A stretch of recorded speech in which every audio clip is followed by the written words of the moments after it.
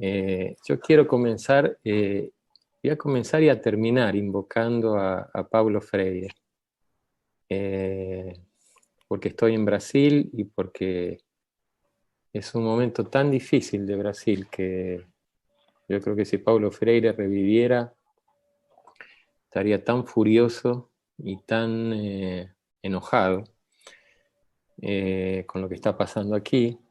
El otro día escuchaba un diálogo sobre ancestralidad y educación a una líder negra de un grupo indígena llamada Mametu Kafurengá, que decía que quien no cuida de la vida, cuida de la muerte. Que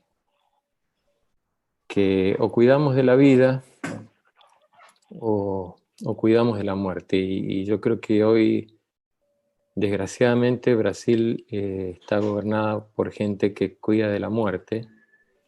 Y ustedes, yo creo que en Argentina, tal vez hoy también la diferencia está más clara que nunca. En Argentina tenemos la suerte que se esté cuidando la vida y, y, y la infancia tiene que ver con, con una proximidad de la vida, con una apuesta por la vida, con una afirmación de la vida. Eh, en la sala de maestros se habla de la vida, se mira la vida, se cuida la vida. Y, y yo quiero referirme, ya que vos mencionaste también, al título de esta charla, que es, podríamos quedarnos unos cuantos días con el título, pero, y además como esto es una conversación, combinamos que no hablaríamos demasiado cada uno, entonces yo voy a hablar un ratito y voy a hablar del título, que es Tiempo de hacer escuela y de hacerse infancia. Y, y hay tres palabras, digamos, que están muy próximas, que son tiempo, escuela e infancia. Y hay dos expresiones que nos llaman la atención y que valdría la pena pensarlas un poquito, que son hacer escuela y hacerse infancia. Porque yo les decía que tiempo, escuela e infancia son las tres palabras muy próximas, porque ustedes saben que la escuela es una palabra también tiempo. Escuela etimológicamente significa tiempo libre o tiempo liberado. Y la infancia también, la vivimos, la pensamos y nos relacionamos con la infancia en función de cómo nos relacionemos con el tiempo. Hay una manera dominante de pensar a la infancia como una etapa de la vida, con un tiempo sucesivo, lineal, como si fuera una línea, como si la vida tuviera pasado y futuro y un presente como límite. Y entonces la infancia en esa lógica es una etapa de la vida, es la primera etapa. Para los que estamos ya grandes es siempre algo propio del pasado. Sin embargo, por ejemplo, una de las tantas cosas que nos ayuda a pensar Paulo Freire, que no se ocupó mucho de esa infancia, de la niñez, diría Carlos, de la infancia de los primeros años, de la primera etapa de la vida, no se ocupó Paulo Freire casi de la educación de la niñez. Sin embargo, una de las cosas que nos enseña a pensar es que hay una relación entrañable entre educar a personas de cualquier edad y habitar cierta forma de infancia. Algo así como que no la niñez, no tener pocos años, no estar en la primera etapa de la vida, pero sí tener una cierta relación entrañable con la infancia, es algo así como una condición de los que educamos a personas de cualquier edad. Tanto es así que el propio Paulo Freire se cuidó mucho de alimentar esa infancia y de nutrirla y de mantenerla viva siempre. Un ejemplo de eso es que cuando tenía casi 70 años, recibió en un pueblito italiano, en una biblioteca, el premio de Bambino Permanente. Entre tantos premios que recibió Paulo Freire, con casi 70 años recibió el premio de menino en portugués, de niño permanente, de pibe permanente, podríamos decir. Y las dos palabras son importantes, tanto que haya sido premiado como un niño a los 70 años, como que se le haya premiado por permanecer en la infancia. Porque justamente la permanencia es una palabra que marca una relación con el tiempo. Es una palabra de estar en el tiempo, como si fuera de no dejar que el tiempo pase. Como si el que permanece en la infancia, al mismo tiempo que deja que el tiempo pase, permanece en otro tiempo. Y ese tiempo es un tiempo que los niños enseñan, que es el tiempo del juego. Como decía Benjamin, el tiempo de la infinita seriedad con la que juegan los niños, que están en otro tiempo. Un tiempo que a veces no escuchamos, no percibimos, no atendemos, porque nosotros en general como adultos estamos en el tiempo del reloj, en el tiempo del apuro, en el tiempo de las tareas que hay que hacer, de los plazos. El otro día una hija de una amiga le contaba a Carlos, Isabel, que tiene 9 años, estaba furiosa con su profesor de literatura porque le había dado plazo para leer un libro. Y ella me decía, pero no se da cuenta este profesor que la lectura es impredecible. ¿Cómo me va a dar un plazo para leer un libro? Claro, porque el profesor estaba en el tiempo de los plazos, en el tiempo del reloj, e Isabel estaba en el tiempo de la lectura, que es un tiempo de presente y de permanencia. Entonces, ¿cuál es el tiempo de hacer escuela? ¿Y cuál es el tiempo de hacerse infancia? Y ojalá, yo estoy haciendo algunas preguntas y ojalá que en general se piensa que los que hablamos primero somos los que decimos algo que sabemos y los que no saben hacen preguntas. Yo preferiría que se dieran cuenta ya de entrada que los que se supone que sabemos, lo más que sabemos en todo caso es que no sabemos tanto y que también nos gusta mucho compartir preguntas que nos permitan permanecer también en el tiempo del pensamiento, que es el tiempo del juego. El tiempo de la pregunta es un tiempo que detiene el saber que pretende arrollar, que pretende avanzar, y que dice, no, espera un poquito, esto hay que pensarlo un poco más, o vamos a parar para pensar. Entonces, ese es el tiempo que permanecía Paulo Freire, es el tiempo que permanece un niño que juega, y es el tiempo tal vez de hacer escuela, porque ¿qué significa hacer escuela? Y en principio hacer escuela es lindo porque da la impresión de que la escuela es algo que se hace, y si se hace es porque no está hecha.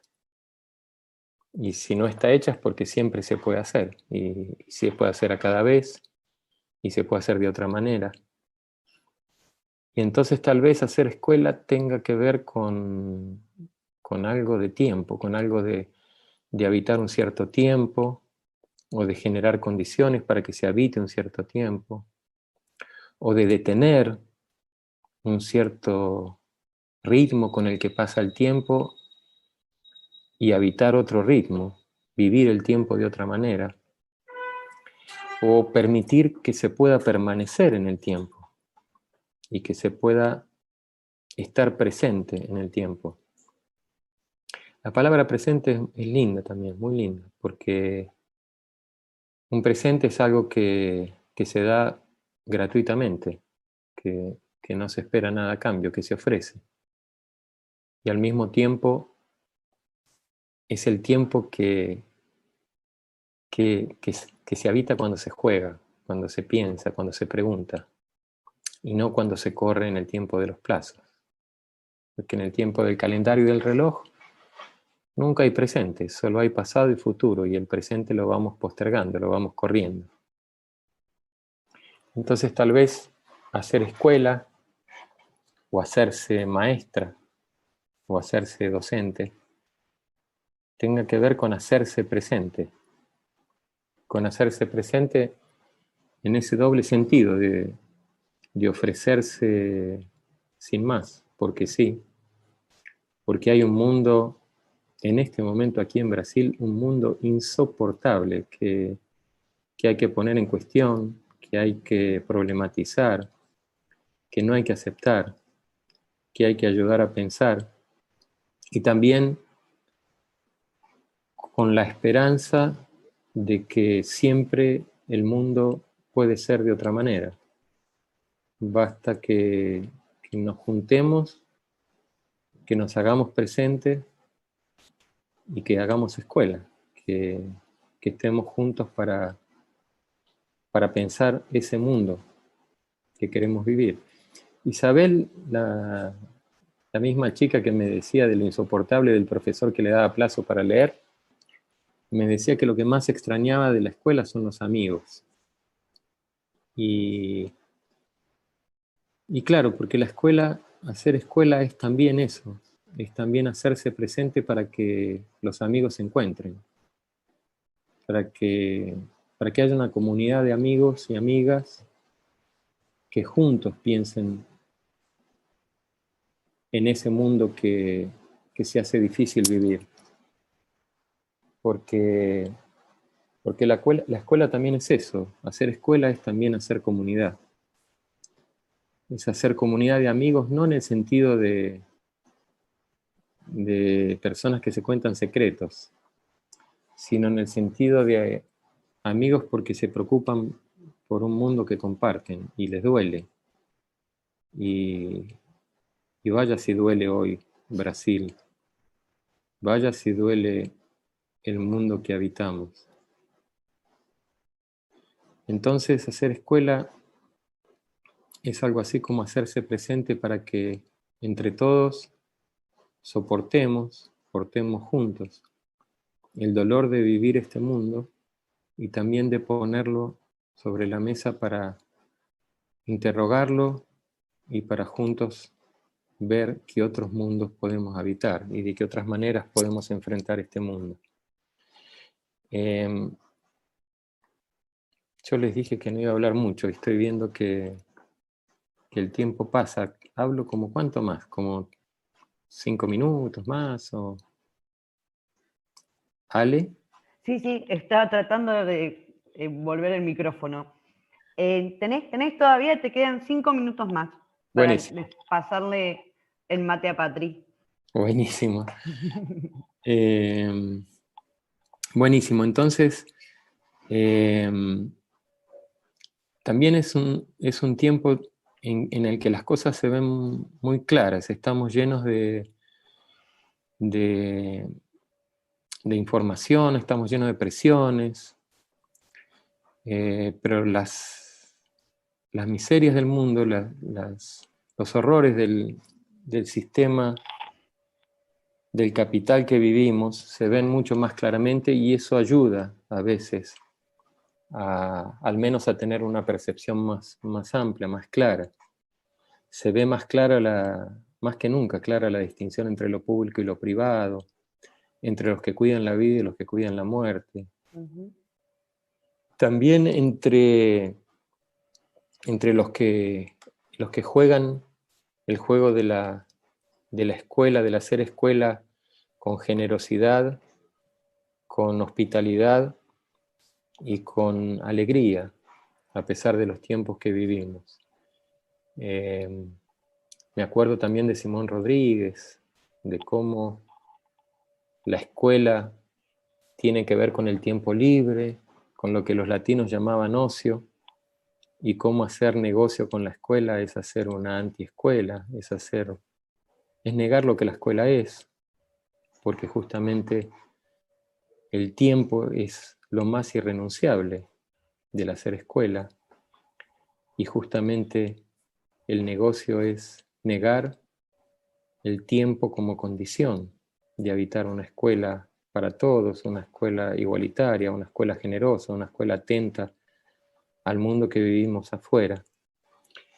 Y yo les dije, como me queda poco tiempo, que iba a terminar con Paulo Freire y quiero terminar con Paulo Freire. Por favor. Porque terminar con Paulo Freire es también terminar con esperanza, es también terminar con alegría, sobre todo en estos tiempos que parece mucho más difícil tener esperanza, donde todo parece oscuro, donde todo parece difícil. Les voy a leer un pedacito de la pedagogía del oprimido. Son 3 líneas que dice así Paulo Freire. No es la esperanza un cruzar de brazos y esperar. Muévome en la esperanza en cuanto lucho. Y si lucho con esperanza, espero. Claro, porque esperar y esperanzar son 2 palabras muy próximas. Y alguien podría decir, incluso se ha acusado a Paulo Freire, de que la esperanza podría llevar a una actitud pasiva o una actitud de aceptación. Y yo me acuerdo también de Heráclito, alguien tan viejo y lejano como Heráclito, que decía que si no se puede esperar lo que no se puede, si no se espera lo que no se puede esperar, no se lo encontrará, dado que es inencontrable y sin camino. Si no se puede esperar, si no se espera lo que no se puede esperar.